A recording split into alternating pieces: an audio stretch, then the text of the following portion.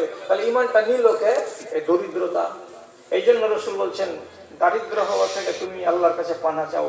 এমন দরিদ্র হইও না যে দরিদ্রের কারণে তোমার ঈমান নষ্ট হয়ে যাবে, এই কাজটা তুমি করতে যেও না।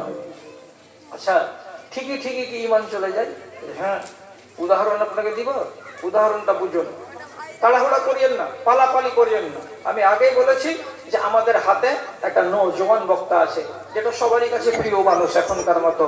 তো আমি কি এমন রাত করেছি? খুব একটা বেশি রাত হয়নি, অল্প কিছু রাত, অল্প কিছু সময় আপনাদের কাটালাম।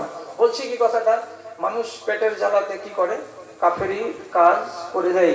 তো দেখুন উদাহরণ, আমার দিকে তাকান। বনী ইসরায়েলদের 3 জন লোক বিশেষ উদ্দেশ্য নিয়ে বাড়ি থেকে বেরিয়েছিল। খানিকটা দূর চলার পরে ঝড় তুফান এলো। তখন এরা 3 জন বললো, চলো এই বৃষ্টি থেকে বাঁচতে হলে পাহাড়ের খালে গুহায় আমরা ঢুকে যাব, বৃষ্টি বন্ধ হয়ে যাবে, তারপর এখান থেকে বেরিয়ে আমরা আমাদের গন্তব্যের পানে চলে যাব। এরা আশ্রয় নিল পাহাড়ের গুহায়। আল্লাহ, অতিবৃষ্টির কারণে পাহাড়ের উপরে ধস নামলো, আর এই বিশাল বড় পাথর 30 কুইন্টাল 40 কুইন্টাল ওজনের একটাই মাত্র বোল্ডার গড়তে করতে এসে এদের গুহার মুখখানাতে গিয়ে ধপ করে এসে লেগে গেল। গেট বন্ধ, কেবল চারিদিক দিয়ে একটু করে আলো পাওয়া যাচ্ছে যে এটা দুনিয়া, এতে বাহির, ভিতর দিক সব বন্ধ। এরা 3 জন মিলে বলছে, বৃষ্টি থামলো, বুঝি আলাউদ্দিন তুইও ধর, আমিও ধরছি, আর জমশেদও ধরবে। 3 জন মিলে একসাথে দিব ধাক্কা, যে পাথরটাকে দূরে সরিয়ে দিয়ে বাইরে যাব।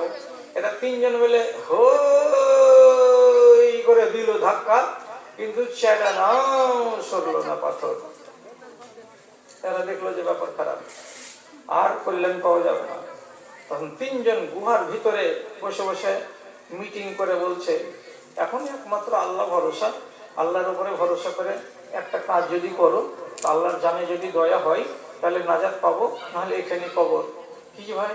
বলছে, তুমি একটা কাজ বলো, এমন একটা কাজ যে কাজটা তুমি জীবনে করেছো একমাত্র আল্লাহকে রাজি করার উদ্দেশ্যে, এমন যদি বড় একটা নেকির কাজ তুমি দেখাতে পারো, আর এটাকে তুমি যদি ওসিলা বানাও, আর বানিয়ে আল্লাহ তাআলার কাছে দোয়া করে বলো, পরওয়ারদিগার পাথরটাকে তুমি একটু সরিয়ে দাও, তাহলে আল্লাহ হতে পারে এটাকে সরিয়ে দেবে।